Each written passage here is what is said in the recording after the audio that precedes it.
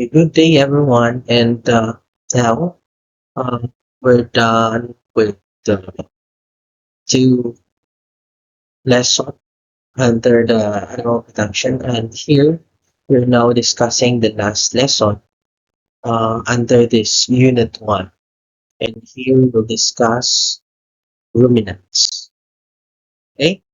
Now, in this particular part of animal protection, we will discuss the following topics: introduction to ruminants, importance and impacts of ruminants, ruminant digestive anatomy and function, and lastly, the care and management of ruminants. Now, when you say ruminants, these are herbivores animals, herbivorous animals, meaning their main diet is plant-based, eating grasses, and they belong to the suborder Ruminantia. Okay, and what is unique about this group of animals or family of animals is that they have unique digestive system, wherein they're using, aside from the digestive enzyme from inside their stomach, they also have microbial action of digestion. Unlike as humans, you're out there, we are belong to the animal kingdom, and our digestive systems different from these ruminants because we only have, although there are bacteria and microorganisms in our digestive system, but the main uh, the main type or uh, the our digestive system uses the digestive enzyme to digest our food inside our stomach. Unlike these ruminants, they have, aside from those digestive enzyme, they have uh, microorganisms inside our stomach that aids digestion. Digestive enzyme, mo nga ito ng gastric acid. Or gastric acid is the one that digest or break down our food inside our stomach.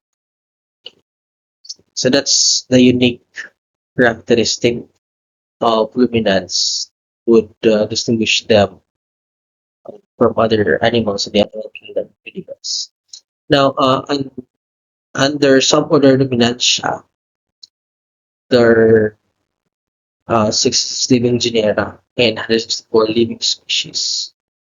So the following families are included sa mga Troglodytae, Orchidae, but I want you to uh, particular I want to take note particularly the family Bovidae, because this family is so I mean the domesticated ruminants belong to this family Bovidae. Like example, cattle, carabao, sheep, and goats belong sila sa family Bovidae. Pwede ng iba niya.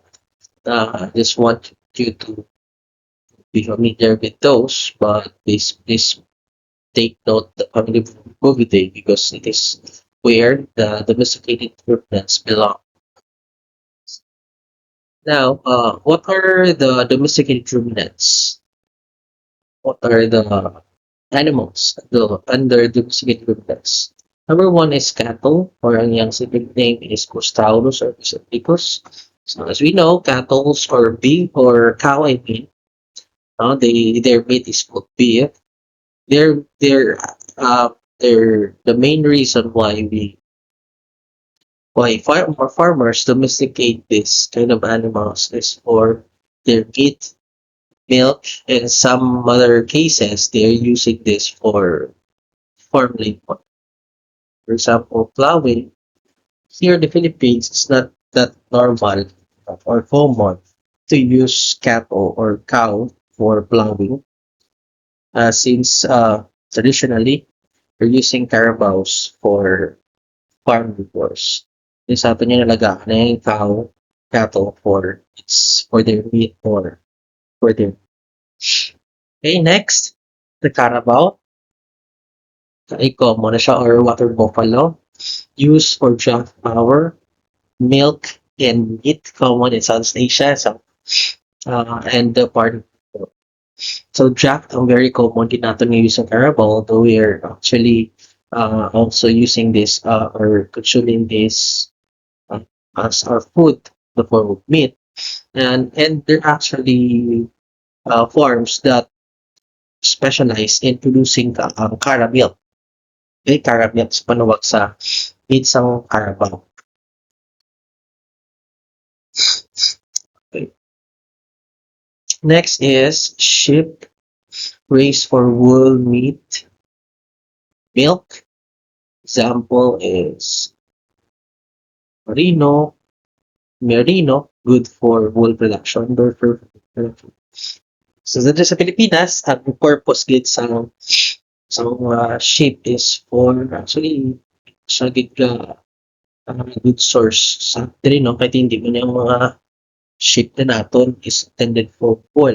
Actually, commonly ang purpose ng is for meat production. Same with goat.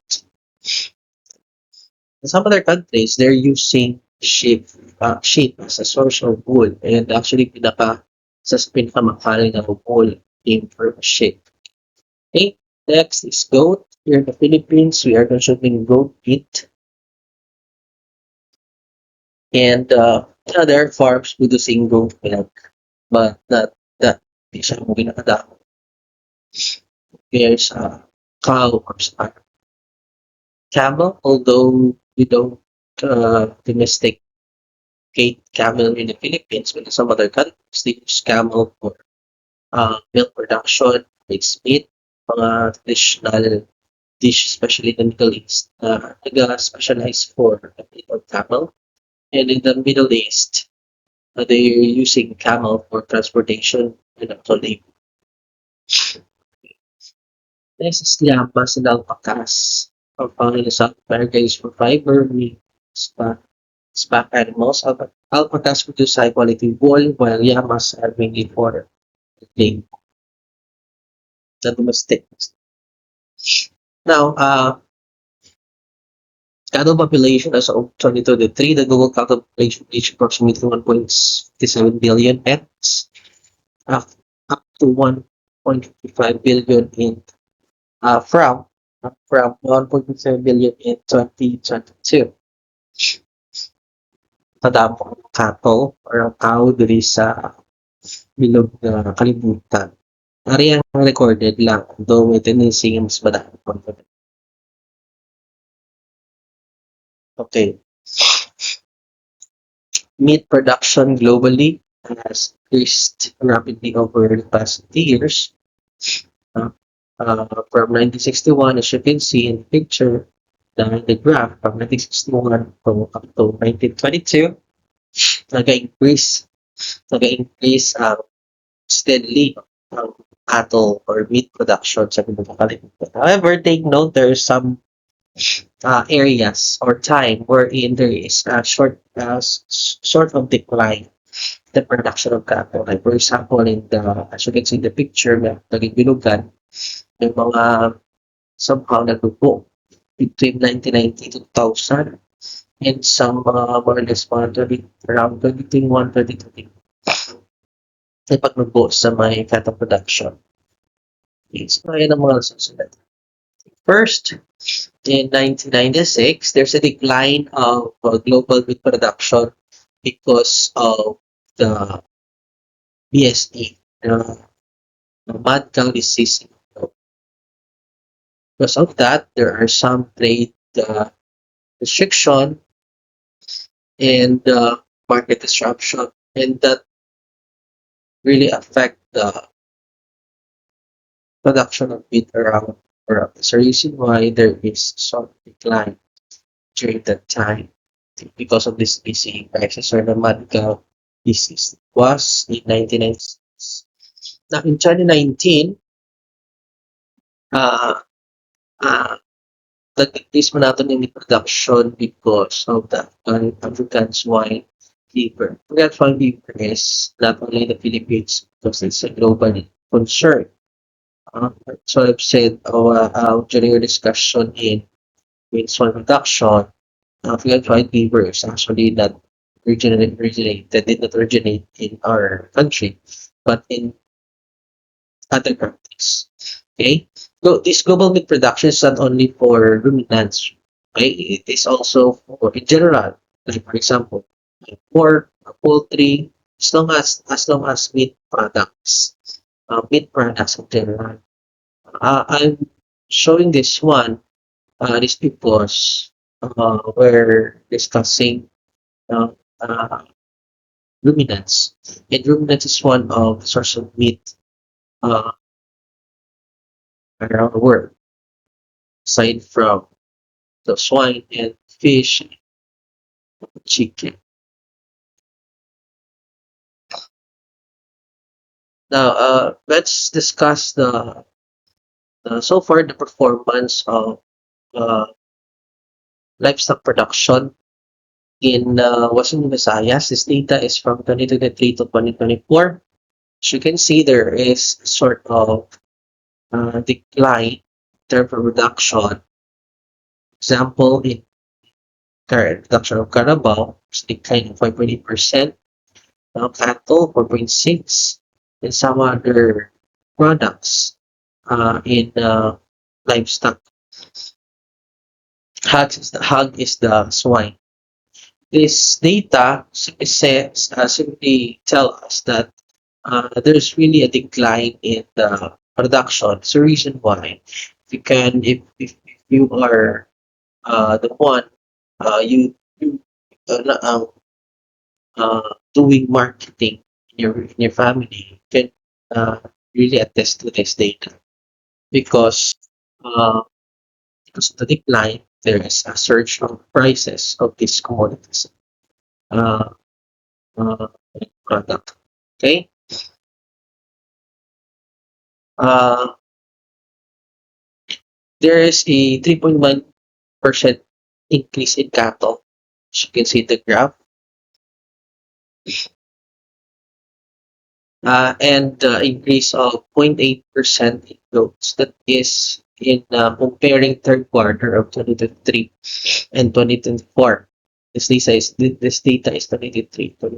There is a slight increase, very minimal, 3.1% for cattle and 0.8% for goat. Carabao decreased by 11.6%, and hog or swine decreased by 21.5%. Now, who are the main contributor of livestock production? Carabao, as you can see, nagapanguna si Negros Occidental, studies comprise 36.3% compared to other uh, provinces in Los Visayas. This data is from 2023, 2024. That's why included pa ang Negros Occidental sa Occidental. Right now, separate na ng Los Visayas. I mean ang Negros Occidental sa Los Visayas. Ano na sila, Negros Island region. Okay? And because of that, right now, Iloilo for sure is the one that leads in production of this livestock, Carabao, cattle, and goat. Now, let's move on with the importance of and impacts of ruminants. Now, with only 6% of the world's agricultural land, Southeast Asia hosts one quarter of global population. Despite of our uh, limitations here in terms of area, Southeast Asia hosts one fourth of the global production of livestock. Kita di ang pinakadamo so far somehow. Sa pinakadamo sa Southeast Asia mag-produce sang livestock. It here in our region, Southeast Asia, livestock is one of the main economic activities, accounting for about 30%. The region has almost 20% of global cattle stock and produce uh, 14% of the global cattle milk production. So that's how significant we are in the world in terms of livestock. In this case, particularly in cattle production. Now, in the context of here, in the context of the Philippines, how is uh, ruminants production impact our economy and our people? Uh, Small holder reliance. Over 99% of small ruminants are raised in backyard or smallhold farms, requiring minimal capital, providing supplementary income for resource owners. Meaning, kalabanan sa mga small ruminants dito sa Pilipinas is raised by small farmers. Na hindi pala siya gina-raise sa isa kada farm. Mga small farmers na. And majority, 99% of those goats and sheep here in the Philippines is being raised in the backyard or with the small farmers lang. So, for example, sa 5 kabilog na kanting, 10 kabilog na kanting, sino na mention at dire. And because of that, you can simply say that ruminants, like for example, raising goats and sheep, is one of the source of income of the farmers. Since most of the goat sheep here in the Philippines raised by small farmers in their backyard. Carabao, yung mga conclude man sa ma-consider na sa large ruminants has 3 components. Buffalo, the ruminants, the large ruminants, I mean, pinakano siya nag-divide sa 3 components ng buffalo, beef and cattle, and dairy cattle. Now, the Carabao industry in the Philippines is predominantly composed of 97% backyard, the majority owned by small farmers. 3% commercial farms. Yung mga farms, man yan ang nag-specialize for Carabao production. Backyard farmers utilize Carabaos primarily for draft purposes. And see, draft purposes, it is used for farm labor. Draft, hindi sila nagabutong sa mga arado, karas, nagabutong sa mga karo for farm labor, 91% majority, and 5% for production. Dahil lang niya ang gina-ihaw intended for meat production. Okay? So again, the large ruminants in the Philippines is 3 components. Ginto nga sa tatlo. Buffalo, muna ang Carabao. Beef, cattle, or muna ang baka para sa iyang meat. And dairy cattle, ang siyang baka para sa iyang gatas naman. Okay? So cattle, about 80% of the cattle in the Philippines is in beef industry and comprise of backyard farmers. Meaning, majority gitya na nag-alaga sa beef or backyard farmers. Kapita, ang sheep is 99% backyard farmers. Ang Carabao, 95% are backyard farmers. Ang beef, 95% ang backyard farmers.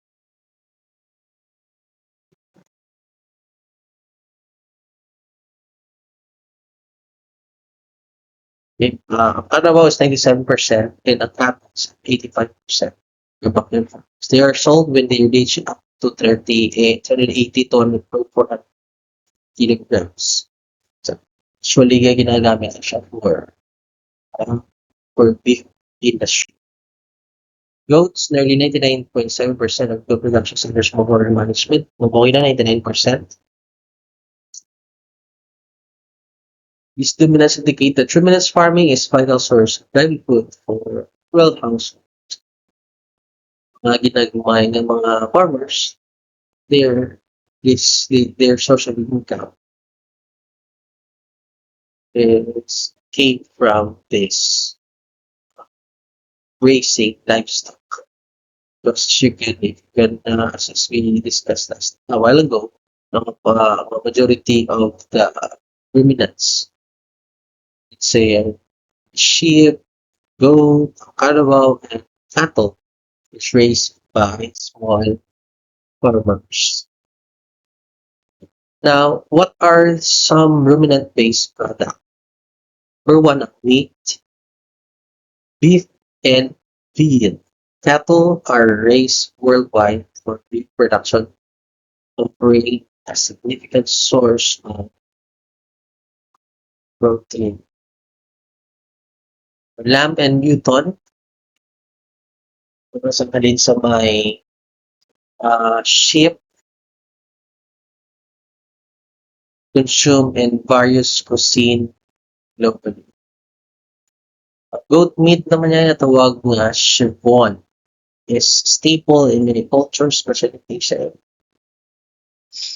So, siya ang makuha ng meat product from these ruminants. And dairy, ruminants like cows, goat, buffaloes produce milk consumed or directly or processed into other products such as cheese, yogurt, and butter. Una, very simple naman. Kung mo naman natin siya mga milk. No? Fiber and hides, mga wool from the sheep, cashmere and mohair. Goats produce these luxury fibers used for high quality fabrics. Cashmere, if you're familiar with that, that's a very expensive type of fiber na ginagamit sa mga high-end mga fabrics, mga malahalong ng mga tayo or product. Leathers, hides from cattle and other ruminants are processed into leather for various use. Ang inangapanit, once ang inihaw sila, they're being processed into a leather. Byproducts, gelatin and collagen derived from ruminants' bones and connective tissues used for food and pharmaceutical. Iban sa mga beauty products have collagen. And actually, halin sa mga ruminants man. Ako nakita sa my Facebook right now. Sa brand Zenith. Balin ako halin sa may original beef tallow na gamit siya sa beauty products. So those are some of the product coming from the ruminants. Lanolin, extracted from sheep wool used in cosmetic and skincare product. Sa mga byproducts, but they are still being used by human. Now, ruminants have environmental impact. They're particularly producing methane, CH4 emission, and contribute to climate change. Ruminants production significantly contribute to climate change because ruminants are producing methane, and this methane is a very one of the carbon naga-trap sang heat, greenhouse gas, one of the greenhouse gases. So methane is one of the greenhouse gases that trap heat sa aton nga atmosphere. That's the reason why you're experiencing climate change, one of the reasons. No?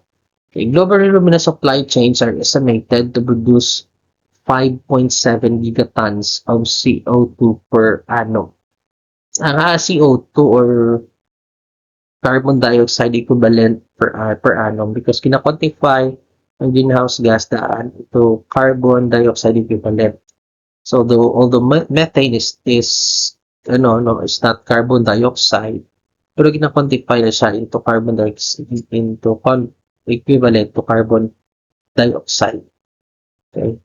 Though methane is also one of the greenhouse gases like carbon dioxide and some other ang greenhouse gas like nitrous oxide. Pero ang gina-quantify na sila para do unit of measures for greenhouse gases, carbon dioxide. So, gina-quantify siya. Pero compare sa carbon dioxide, mas damaging yung methane compare sa carbon dioxide. Mas dako na yung equivalent. No? Tungod kay ang methane niya dugay na sa madula sa atong atmosphere. They're really contributing to the climate change compare sa carbon dioxide. Galing dutay lang na siya, dutay lang niya yung nag-produce ng methane compare sa carbon dioxide niya. Every usok, sa lakyan, every tabok, may carbon dioxide ginanya. And ang methane niya is a product of microbial digestion. And if you can remember a while ago, I mentioned ko nga ang mga ruminants, they are having some microbial digestion in their digestive system. That's the reason why one of they're actually producing methane. Not directly ng ruminants produce methane, but the microorganism in their stomach are producing methane as a byproduct of the digestion. And ginapos nga niya sa mga sa mga ruminants ang methane. Sige. Okay. First, carbon dioxide from fossil fuel. This is a general knowledge. Methane from livestock. Ang carbon dioxide 1:1 ng baseline. Pero as you can see, methane is 25. Po siya. Nitrous oxide is 298. And the chlorinated gas is 100 to 10,000. So what I've said, methane and together with some other greenhouse gases contribute to this phenomenon which is climate change na trap ang heat no nagatupa dito sa earth. That's why naka-experience kita especially right now summer season sa mga heat index because of climate change hindi nagbuwang heat sa aton nga sa earth because of this carbon greenhouse gases, okay, including the methane of CH4. According to Food and Agriculture Organization, approximately 47% of anthropogenic emission originate from livestock primarily due to enteric fermentation. So let's discuss this. When we say anthropogenic methane emission, anthropogenic meaning it is being done by human or man-made emission of methane, no? Of all the activities ng tao ang nag-produce ng methane, 47% of those came from livestock production. Almost half livestock production due to enteric fermentation. Ano mention ko ginasa inyo nga microbial digestion with the aid of some microorganism, that is enteric fermentation. So a natural digestive process of ruminants like cattle, beef, fallow, sheep, and goats. So enteric amon isang emission from animal production. 47% enteric fermentation ng mga byproducts ng microbial digestion. 24% feed production, grazing, deposit, emission mainly from feed production and nitrogen deposit during grazing. O land use change, mga deforestation, sunugon, kay para imuon nga farm, 14%. Manure management, everything processing, and sa may mga percentage sa of how they contributed to the emission. Okay? But the thing is, majority of the emission came from enteric fermentation or the microbial digestion of the ruminants. Livestock significantly contribute to global greenhouse gas emissions. So I've said 77% it came from the cattle, 14% from the carabao, and 9% from the goat. Okay? And the majority of their emission came from enteric fermentation or the digestion with the use of microorganisms. Okay, so what are some other innovations just to limit the byproduct or production of methane by the ruminants? There are actually some studies that said that the ruminants or the methane produced by ruminants can be limited by adjusting or modifying their diet. May I read a study about potential use of seaweed as dietary supplement to mitigate enteric methane emission ruminants. This was done by this was published in Elsevier under Science of the Total Environment. Normal diri sa study nga ni idugang isa ka specific na type sang seaweed. Kung idugang siya sa food sa ruminants, somehow gina-produce nila nga methane is less compare sa normal nila nga ginakakon. Okay? Those are some innovations just to limit the production of methane by the ruminants. Right? We're now in the ruminant digestive anatomy and function. So what I've said, this is the unique feature characteristic of ruminants of having this digestive anatomy.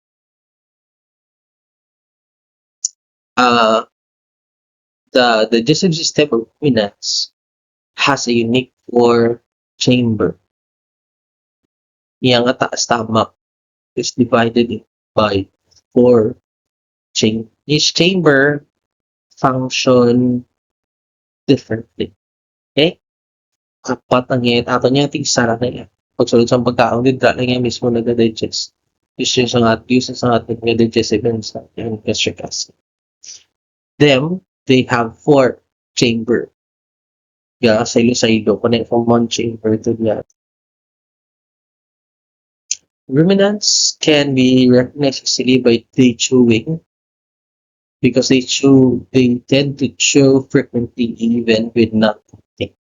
So wala na yung sa nagaloko na yung karabaw or baka sa higad, wala lang mo, sige na saya usa. That's one of the unique characteristic of this animal. Okay? That frequent chewing is called rumination. Rumination, para wata, dugas sa tawag sa nga rumination. Though may feel mo, may bubble gum siya kung yung tatusap, that's actually bubble gum. That rumination is a process of taking food back into the mouth, chewing, remasticating, and regurgitating it again. Okay? Meaning, usapo niya na ang mga food, and then tundon, and then some other time, ginabalik liwat, and then usapo liwat. That is rumination, meaning do ginakaon, ginasukay liwat, and ginausap liwat. Okay, that is rumination. Taking food back into the mouth. We chew, we masticate, and regurgitate it again. That is rumination. Rumination is only in, I don't know, in ruminants. Now, what is the digestive anatomy and function of the ruminants digestive system? So these are the digestive tract. This is the digestive tract of the ruminants. From mouth, the food will pass through the esophagus and will enter the fourth chamber stomach. First, the rumen or the tawag na pouch, the reticulum or the honeycomb, omasome or the many piles in the abomosome, or also known as true stomach, before they pass through the small intestine, the large intestine, and up until their anus. Okay, so this is the digestive tract. Now, let's discuss this one by one. Uh, it's also known for the stomach of ruminants, also known as a four-chambered stomach. First compartments are collectively called forestomach, no? While the fourth compartment or the abomasum is called the true stomach. Hindi na ako mabanga sa last na class kung ano ang kasunod. Tandaan nyo lang ang word na ROA. ROA, R-O-A. R-R-O-A. Rumen, reticulum, omasum, and abomasum. Rumen, reticulum, omasum, and abomasum. ROA, R-R-O-A. So first, ang rumen, reticulum, and omasum belongs to the forestomach. Okay? And the abomasum is the true stomach. Ano tawag sa forestomach? The digestion in those first three is not actually with the use of digestive enzyme. It is with the use of the microbial digestion pa lang. Okay? That's why hamba ko ginaginapos nga sa mga ruminants ang methane. It's because from their rumen, they push back the partially digested food from their rumen back to their mouth. By that process, the methane is also going out from their stomach, particularly in the rumen. Okay? That's the reason why bako ginamention ko the ruminants are producing methane or ginapuskan lang methane. So that is in the first three parts, the rumen, reticulum, and omasum. Okay? Natawag sa again nga forestomach. That is because ano siya, wala dira iya nakatabo ang enzymatic or correct digestion. Okay? I mean, they're just using some natawag nga digestive enzyme. Ang kasama niya through stomach siya is because it use digestive enzyme. The stomach of the ruminants occupies nearly 3/4 of the abdominal cavity. 3/4 or ararap sa ano? 75%. 3/4? 75% of the stomach cavity or abdominal cavity is the stomach ng 4 compartments. 75% sa iyang tiyan, sa iyong sulod sa iyang tiyan, abdominal cavity is the stomach. Now, let's discuss what rumen is. First, it is the largest compartment which covers about 70 to 80% of the ruminant stomach.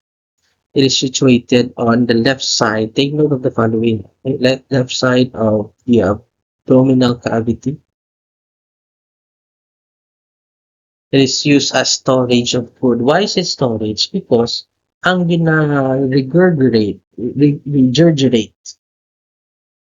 regurgitate, isang tanong ang term, takaroon ko anong correct nga term. Or basta ginapabalik, na ruminate, ginano sa personal rumination, ginapabalik, halina siya sa may rumen. No?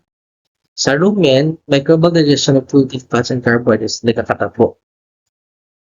Sa may dadamo mga microorganisms yung nag-digest of food. Okay?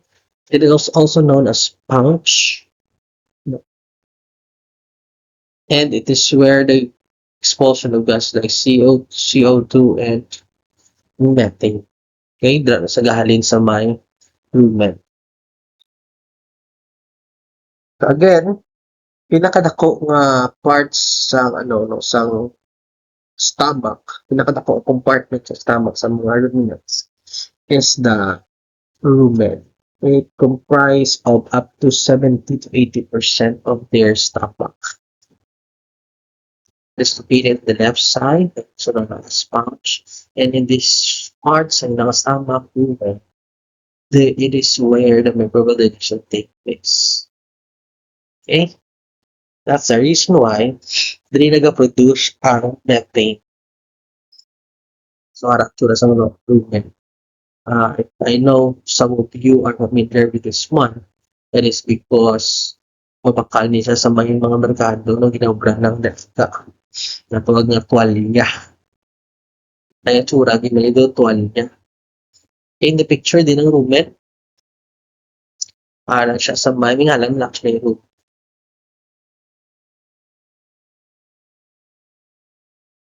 Ang pinakadako, ang green nga color, ang green nga color, ano siya ang natawag nga, ano siya, no? Ang green nga color, ano siya natawag nga rumen.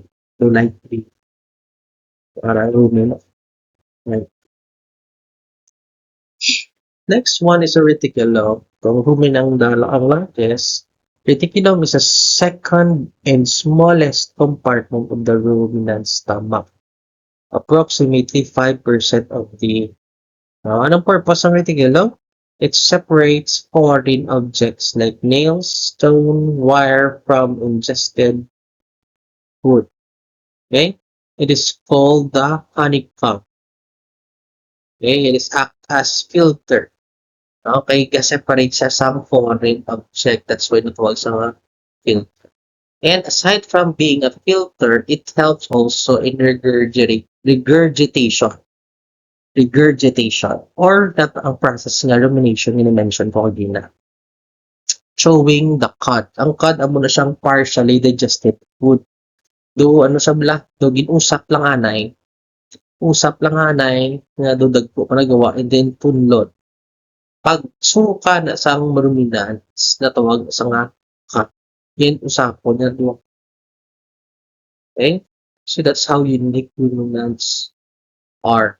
Ay nagasuka sila yan ng cud di ba? Ang suka. So, kung itsura sa reticulum, as you can see, reticulum, ang siya, ang daw green ang color, so yellow-green. Natawag sa honeycomb, so as you can see in the picture, ang iyang atsura, yung mga bubo, balay sa sa ang honeycomb, ang iyang I mean, ang iyang appearance, honeycomb, so balay sa So again, ang reticulum purpose niya is to filter and it helps during the regurgitation or the rumination, which is pagbalik sa food from the stomach into the mouth. Next is the omasum. It is the third compartment of the ruminant stomach. Second tong reticulum gina, first the rumen. Masunod din sa rumen, then pato sa may reticulum, and then the omasum. It forms approximately 78% and located on the right side of the abdominal cavity. And it removes 50% of the water from the ingested food. Ang purpose niya, it removes 50% of water from the ingested food. Also grinds coarse particles, mga bulig sa mechanical digestion. Naputput ng particles. And the omasome is lined with many folds and is sometimes compared to a book with many parts. Na siya ang description sa omasome. At also ang Butcher's Bible, ito rin the pages of a book. May mga piles siya. So it's ginawag sa many piles. And that having that, the picture, hambang kita libro siya. Okay? Kasi tawag na Butcher's Bible. Next, and the last one compartment is the true stomach or the abomasum. It is called true stomach because it is where the digestion using an enzyme take place. Approximately 7.7 to 8% of the is situated on the floor of the abdominal cavity. Okay, passing food from some to small tract. Sobrang liniyagin na groups. Okay? Para siya po abomasum.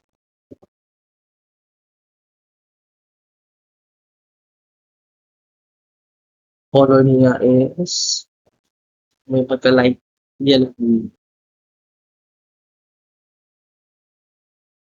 So again, this is the ruminant digestive system. From the mouth, the production takes place. And then the food will enter into the fourth chamber. From the mouth, of course, dala ang chemical and mechanical digestion. May galawan siya, dahil usap nila ang pento.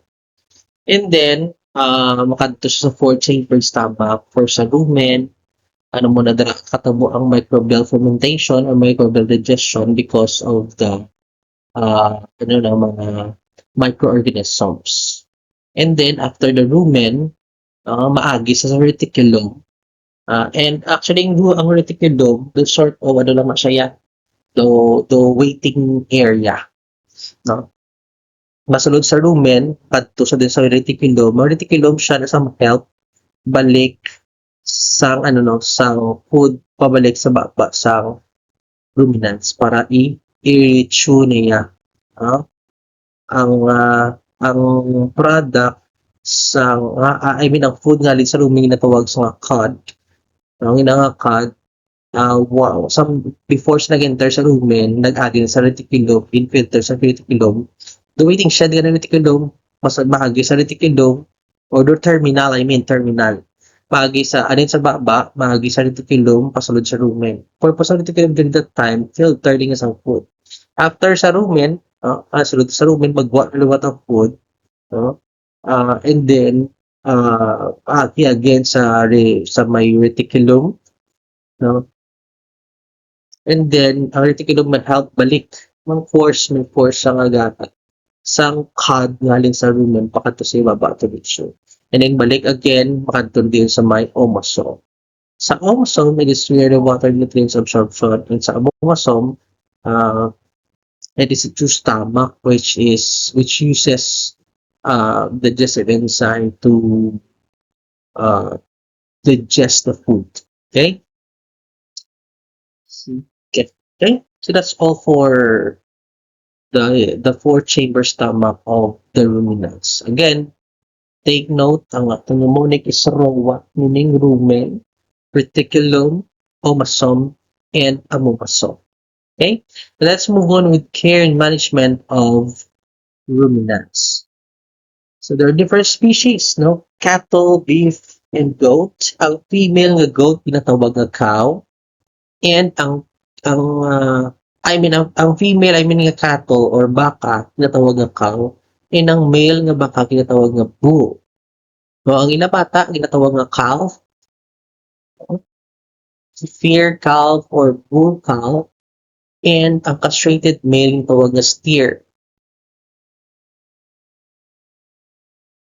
And patrutition nila is calving. Patrutition is the way they deliver their eaters or their children. Okay, so that's how they uh, give birth, or calving process. Now, sheep is also known as ewe, and the male is ram. Okay, ang young sheep, either male or female, is known as lamb, pwede nga ewe lamb or ram lamb. Ang castrated ni sheep, tinatawag ng wether. And ang iyang way of giving birth is still calving. Okay? Next is goat. Ang goat, ang female, tawag nga doe or nanny. So, ang male naman niya tinatawag nga buck or billy. And the young goat is kid. Regardless of gender, male man sa babae, natawag sa kid. Goatling or doeling are female. Buckling are male. These are young animals. Pwede nga tawag sila nga kid. Either babae or laki. Pero kung tawag mo specifically nga babae, pwede na tawag nga goatling or doeling. And buckling for male naman niya. Okay? Wethers, ang panawag sa castrated male, and still calving ang process of giving birth. Okay? Carabao, natawag ang female nga carabala or carabalia, and ang male natawag nga carapul. Kasi may mga balupos na. Carabao, carabala, and male carapul. Okay, many young animals natawag nga calf,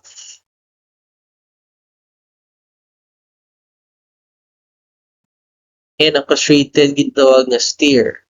And the process of birth is calving man. Okay? Sige. Now, in terms of ventilation, this is general. No? In any livestock production, any animal, dapat may proper airflow na in ventilation. To prevent stress and respiratory diseases and ammonia buildup. So install one-sided shed or adjustable windows so allow fresh air to circulate. Like for example, the picture. In some other farms, may mga fans and cooling system. And at least 3 meters ang iyang roof height to reduce heat accumulation. Taas, may ventilation, may opening para may passage of air. Para hindi may mag-init gid ang temperature sulod. Okay? Sige, let's proceed. Now, in terms of space requirements, cattle requires 8 to 12 square meter per adult cow or adult cattle. 8 to 12 square meters. Sheep naman niya is 1.5 to 2.5 square meter per animal. Siyempre, gamay lang sa iya, kaya gamay lang ng sheep. Ang calves or kids or lambs require a dry warm area with at least 3 or 2 to 3 square meter each.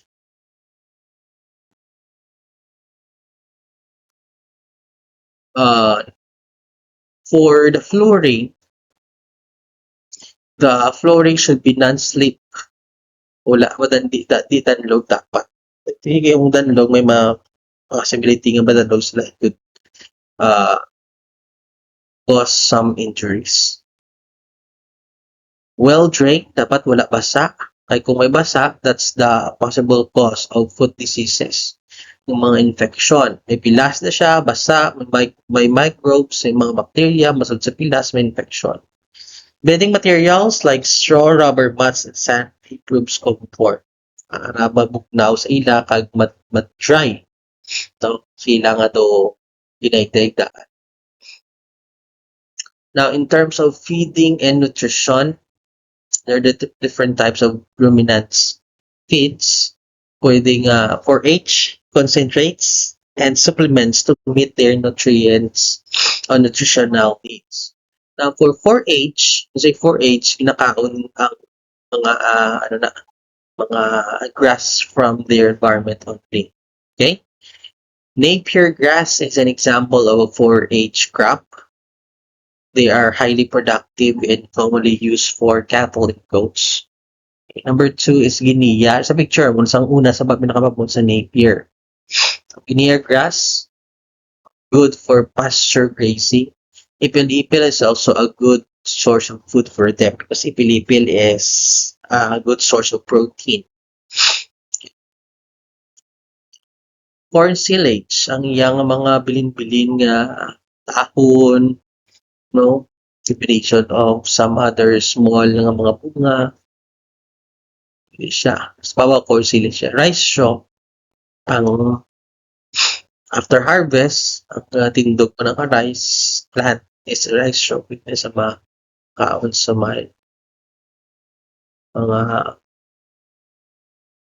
cow or ruminants. Leguminous forage, ang unang mga Citrusema, Calyandra, Visceridia. And their purpose is to improve protein intake and soil fertility.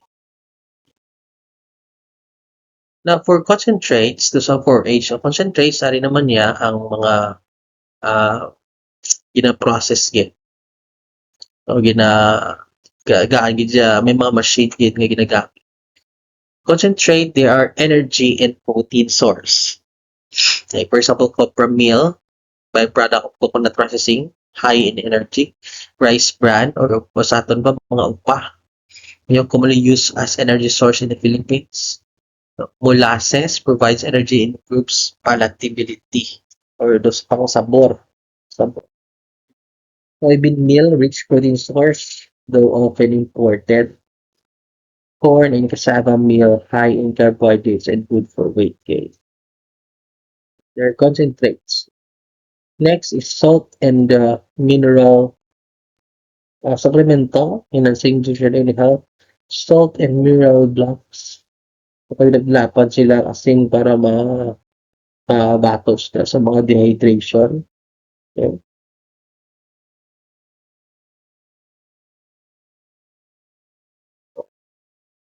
Provide clean water at all times since salt increase thirst. So muna no nga butangan salt kuno ang ang tubig sa mga kanding, for example.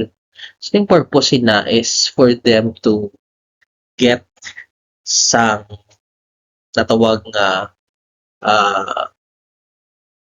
electrolytes, minerals from the salt. And then also, ang purpose ng salt is for them to increase their appetite towards water. Okay, ikapainis na daan naman. Inom sila sa tubig. So, ginapaan sa salt, ginabutang na sa may do, for example, sa dalo mo, may kawayan. And then, wala ng salt, dinadilap-dilapan na din sa kanding. Okay, so, purpose na again is to minerals like phosphorus, calcium, and magnesium. And aside from that, for them to have appetite in drinking water.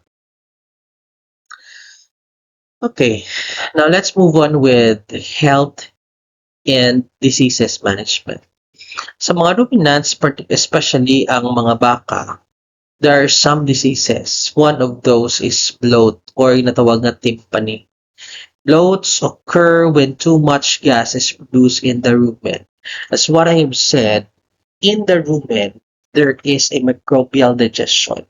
And byproduct of microbial digestion is methane. There are some cases that the microbial digestion is very rapid to the point that the gas that is being created inside the rumen cannot go out or cannot hindi siya mablawagwa, no? Isa kagwa sa baba sang mga ruminants, hindi sila makagwa. di kagwa ang mga gases nga na-produce because of microbial digestion. And that's the time bloat or tympany take place. Nagano siya, nagahabok ang iyang tiyan. No? The left lung becomes distended and breathing becomes difficult. Kaya nga, difficult ang breathing. Kaya nagtuma siyang habok sa iyang tiyan to the point gagakaipit ang iba niyang mga organs including the heart. No? It may cause sudden death. Patay ng gulpi. Kasi healthy ang baka. Patay ng gulpi. So that's tympany or bloating. Now, how to prevent this situation? Paano malikuman? Number one, avoid moving animals to wet pastures, especially first thing in the morning. Hindi sila pakanon sang mga hilamon, especially kung ang hilamon basa pa. Like kung basa pa, that would result to rapid microbial digestion. Because rapid ang microbial digestion, bloat or tympany can also happen. Okay? Do not allow very hungry animals to graze pasture over dry cut grass before turning out to graze. Gaan mo sa danay isang mga nakat na nga dry na nga grass before may anj na nga mag-alak. Alright. How to treat bloat? Sa mong pinag-bloat yet. Number one, just walk the animal, stimulate digestion and gas release. Palagaw-lagawon lang. Makita ko nga daw daghabok sa niya. Palagaw-palakta-lakta. Keep the head elevated to prevent aspiration if the cow regurgitates. Okay? Number two, treatment is oral treatment. This time, you will use some medicine that can be purchased in some other agri supply stores. Drench with anti-foaming agents. Sample vegetable oil helps break down fruity bloat. Mineral oil works similarly but is less suggestive. Commercial bloat remedies available at vet store or veterinary store, agri supply store or veterinary store. Bagay nga na. Oral treatment, baking soda, mixture with 1/2 cup baking soda in a 1 liter of water and administer orally. Orally, it helps neutralize excess gas and acidity. So, mga possible first aid nga pwede may mo in case there are bloatings. Now, may pagin sa ginatawag nga physical gas release. This is the somehow though after na kung idigin magana ang mga first ng mga remedy nga ginapalakton-lakton, butangan sa mga bulong. This time naman niya, insertan sang isa ka do rubber tube ang baka sa iyang baba down to the rumen para ma-release ang gas. Insertan. Okay na niya kung magpa-insert ang baka. Pero kung hindi, dili kita sa last resort. This is only for emergency cases. Nga do mapatay na gid ang baka. Wala na choice.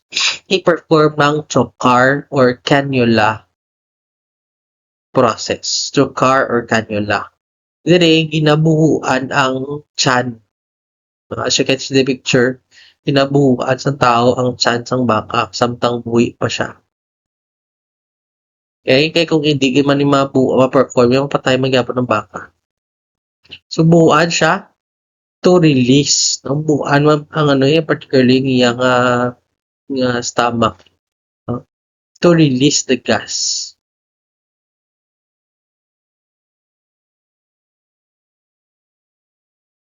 Take note, it is only done as last resort under the sterile conditions. Okay? Next ng mga diseases is foot and mouth disease or FMD. Anong cause? Aptovirus. Symptoms: fever, blister, mouth, tongue, and hooves, lameness, reduced milk production para sa mga babae. Anong prevention? Vaccination man. Biosecurity, quarantine of animals infected.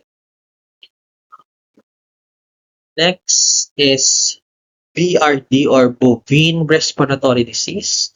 Sipon, no? Anong cause? Bacteria, no? Buday sa iya nga mga term, no? But the symptoms of BRD is fever, coughing, nasal discharge, and rapid breathing. So, ginasipon siya. Prevention is proper ventilation, vaccination, and minimizing stress. I-vaccinate, kahit bacteria naman. Next is Jones disease or paratuberculosis, duganiwang. Okay? Contagious bacterial disease of the intestinal tract that primarily affects ruminants. Chronic diarrhea and weight loss, eventually death. So, sa picture natin, dugano siya na niwang. Ang iya nga nga bacteria ga-atake sa mga intestinal tract. Prevention testing and culling infected animals, improve sanitation. But with no known cure. Wala ni cure. Once nga apektado ng animal, definitely mapatay na lang yun siya. Okay? Kaya wala pa na siya cure so far right now. Okay? Next is the BVD or bovine viral diarrhea. Symptoms: fever, syempre diarrhea, productive failure, birth defects. Highly contagious siya. Ang pag-manage dapat siya is vaccination, biosecurity, testing and removing animals. Next is black leg. As you can see, there are some spore-forming rod-shaped and gas-forming bacteria. Hindi makita pero doon nagapula ang iya nga mga pilas, may lesion nga natawag. Symptoms: sudden death, gulpi lang. Swelling, lameness, fever, and characterized by acute muscle necrosis. Muscle necrosis daw nagakapudpod, nagakadunot. Okay, so masayang tawag na necrosis. As you can see in the picture daw muna nakatabo sa paa sa isa kabaka. Vaccination, proper disposal of carcasses is the prevention control. Para di na maglapta, well, iano siya, sunugon or ilubong, maayo. Next is mastitis. This is the swollen of udder or ang iyang teats, no? Painful na siya sa mga gapatiti ng mga baka. And because of that, there's a decrease of milk production. Proper milking hygiene is the prevention and control, antibiotics, and clean house.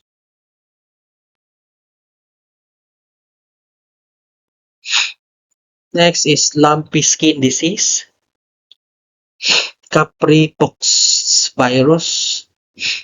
No? May mga nodules on skin ang iyang symptoms, fever, weight loss, and milk drop. May mga bilog-bilog as you can see in the picture, no? So, may mga may mga cyst, no? Mga bilog-bilog sa iyang skin. That is the symptoms of lumpy skin disease, nodules.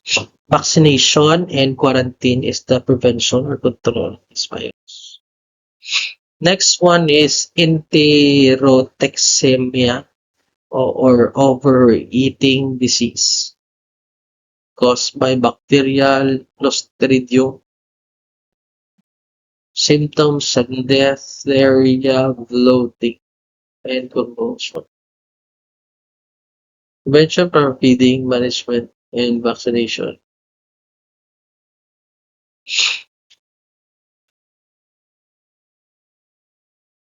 So, ang possible cause ni is excessive consumption of carbohydrate.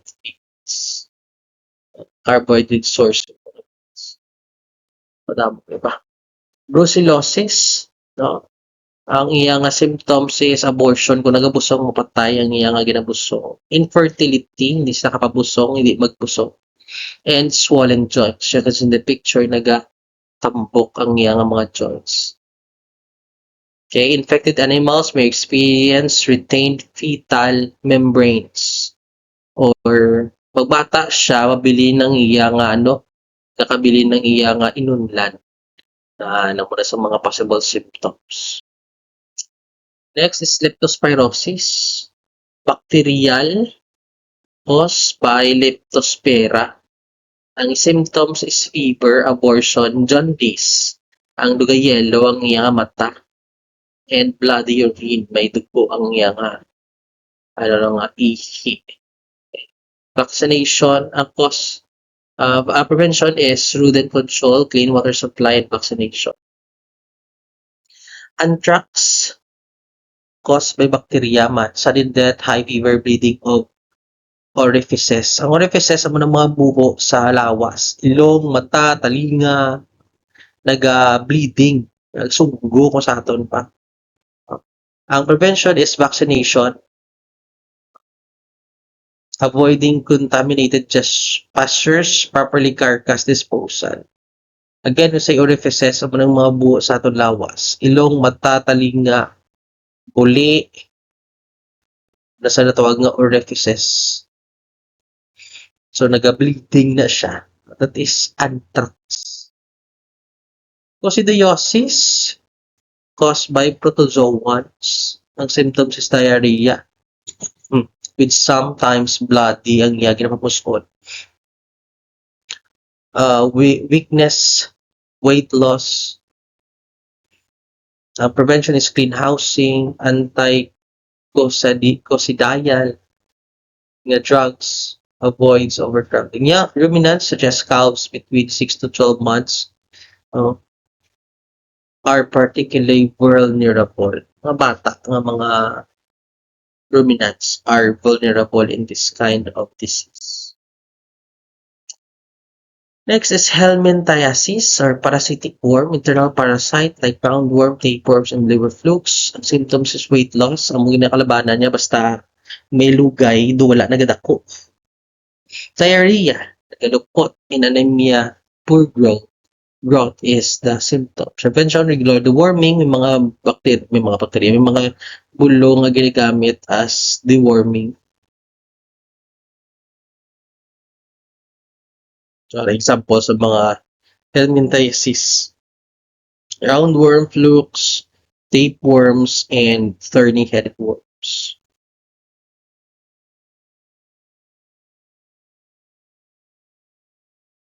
Now, let's move on with reproductive parameters of ruminants. Particularly how old are they when they become mature. Cycle type, duration of cycles, length of estrus, and gestation.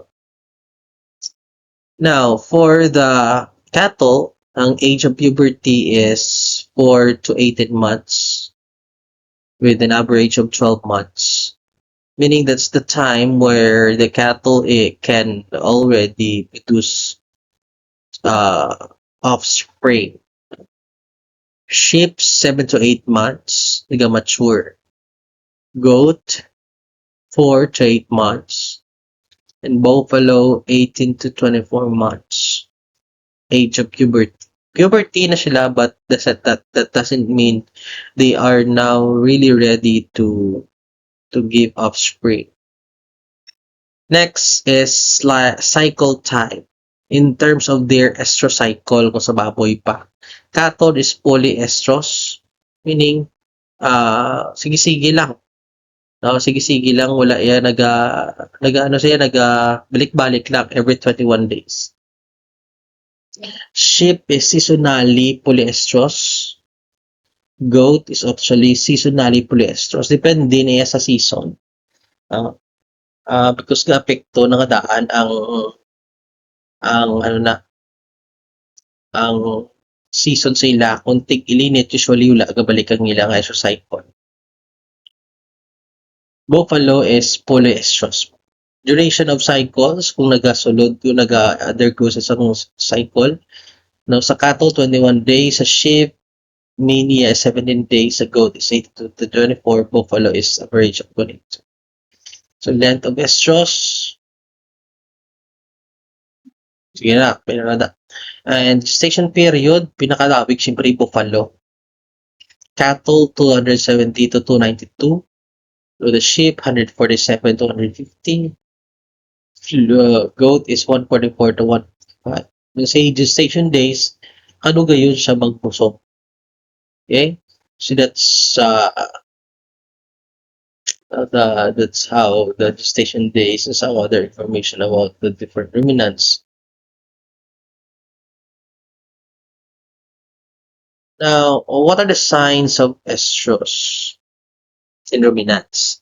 Every so often, the ovaries produce very small egg ova. The time when this happen is called heat or estrus.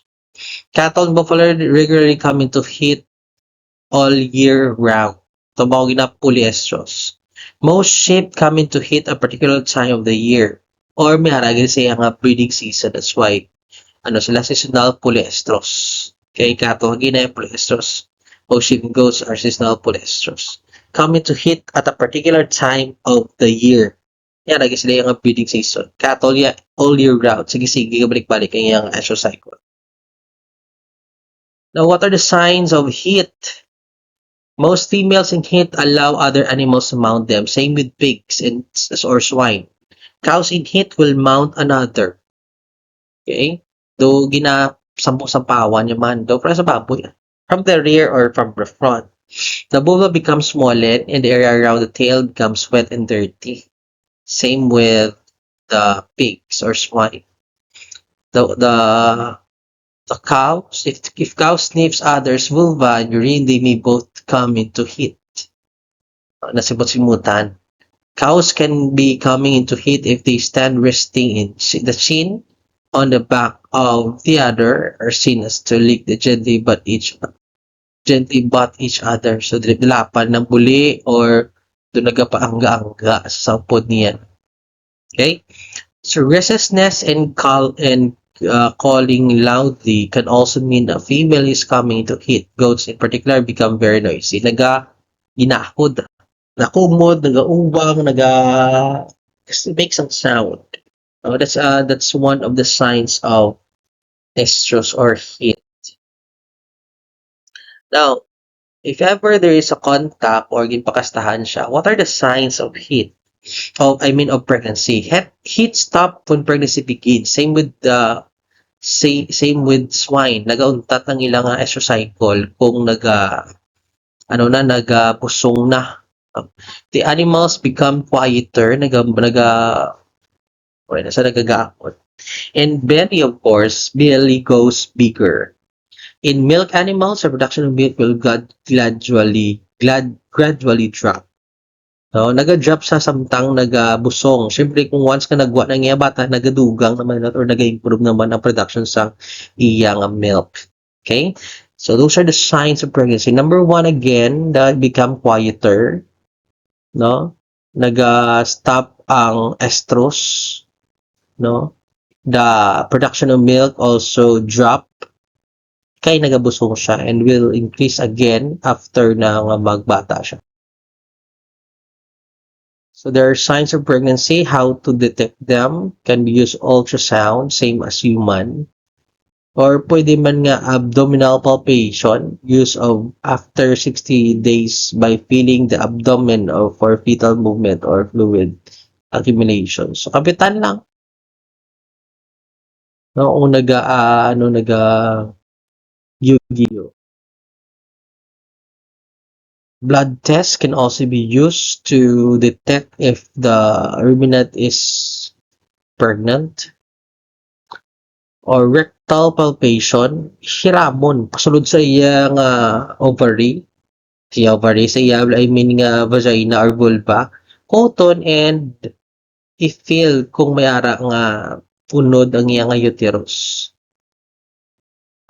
Mainly used in cattle and buffalo. Siyempre mga dagko lang, langgot, uton mo siya nga vulva. Pinakaigo da iya. Cattle and buffaloes can be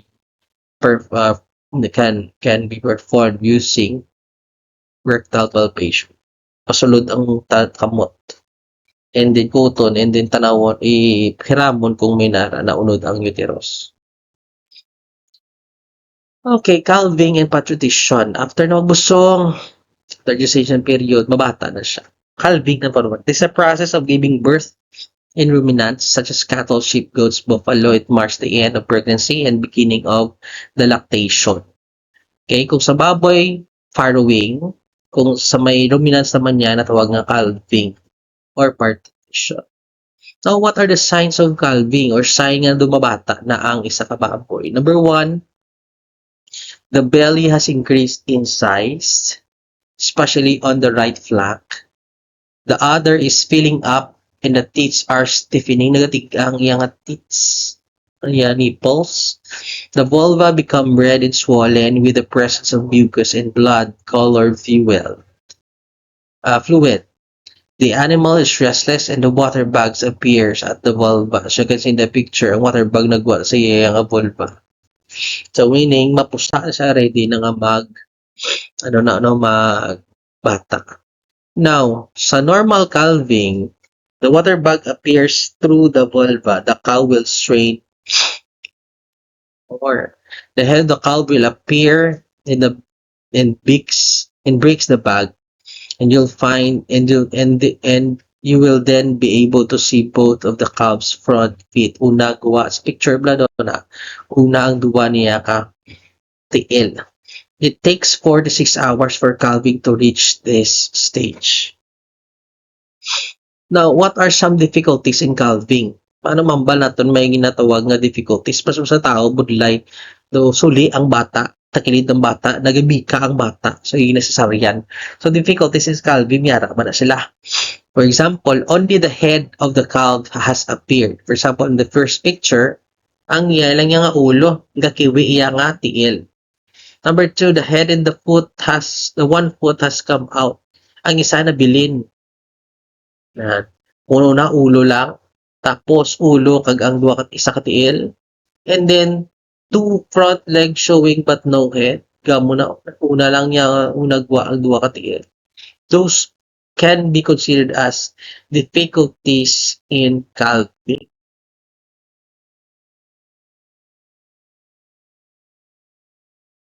After na magbata, syempre foster, alagaan ang mga bata. Fostering is necessary when the natural mother dies or cannot produce enough milk. This is a time nga ginapatiti sila gamit ang mga feeding bottles. Other cases nga na ang mother are napatay sila, no? Nagkakapatay sila after nga magbata.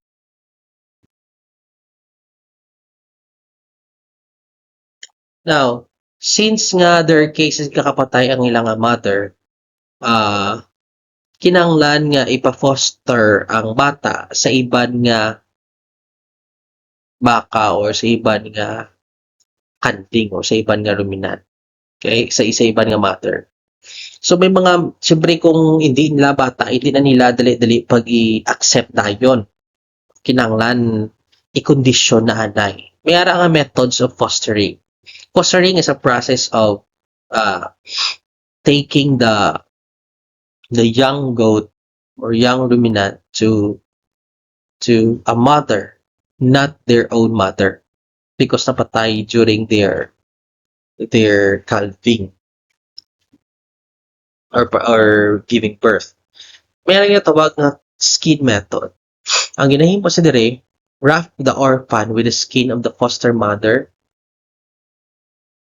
Wrap the orphan with the skin of the foster mother's dead young for a few days.